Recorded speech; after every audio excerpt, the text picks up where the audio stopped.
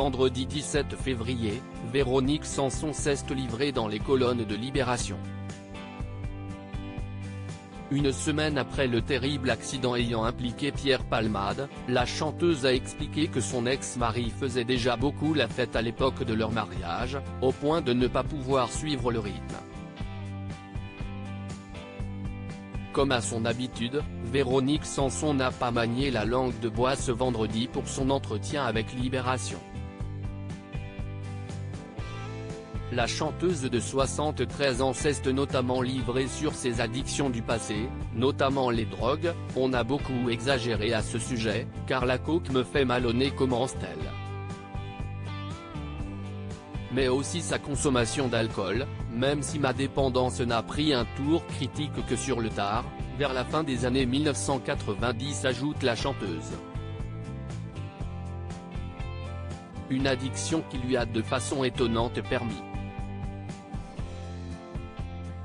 de rencontrer son dernier compagnon Christian Meillan, son parrain aux Alcooliques Anonymes. Mais avant cela, une autre relation a fait beaucoup de mal à ses problèmes d'addiction, son mariage avec Pierre Palmade, de 1995 à 2001, lorsque l'humoriste a annoncé son homosexualité. Si Véronique Sanson est parvenue à vaincre ses démons, ce n'est pas le cas de son ex-mari, comme l'a montré l'actualité.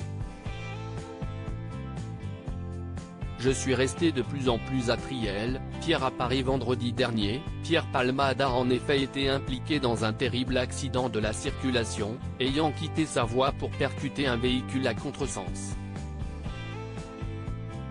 Résultat, une femme enceinte a perdu son enfant à naître, tandis qu'un homme et son fils de 6 ans ont été grièvement blessés et sont toujours en soins.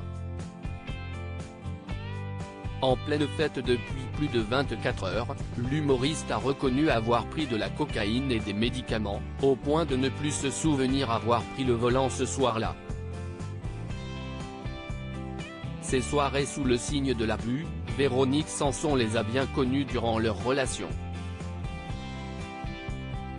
Dans les colonnes de Libération, elle a en effet révélé qu'elle avait même participé à leur divorce. « Nous nous sommes mariés parce qu'on s'aimait et que l'on s'admirait mutuellement. Je me suis aperçu que je ne pouvais plus suivre ces soirées qui duraient parfois jusqu'à 2 h du matin. Je suis resté de plus en plus attriel, Pierre à Paris. Et voilà. Nous nous sommes séparés », explique la chanteuse. Une époque qui ne semble jamais avoir connu d'épilogue pour Pierre Palmade, au point de payer le prix fort.